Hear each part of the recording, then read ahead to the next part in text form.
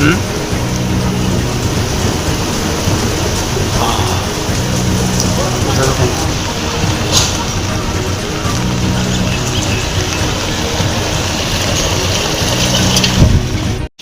পানী দেখা গৈছে, কি ক'ব?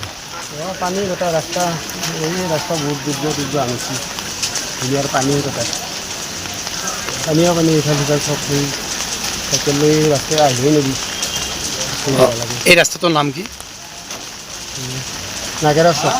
নাগেৰা চক। যথেষ্ট পানী হৈছে, যথেষ্ট পানী। কোনদিনাৰ পৰা ইয়াত ইমান পানী হৈছে? এই কালিৰ পৰাই, যোৱাকালিৰ পৰা। আজি সাধাৰণতে যাতায়াত কৰা যথেষ্ট অসুবিধা হৈছে।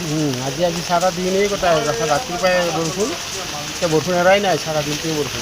কিমানমান পানী হৈছে? মোটামুটি 8 ফুট ওপৰত হৈছে। যাতায়াতৰ অসুবিধা হৈ পৰিছে। পথত যথেষ্ট পানী হৈছে, বানপানী হৈছে। ইয়াত চলাচল কৰা যথেষ্ট অসুবিধা হৈছে। আপুনি ৰিক্সা চলায়?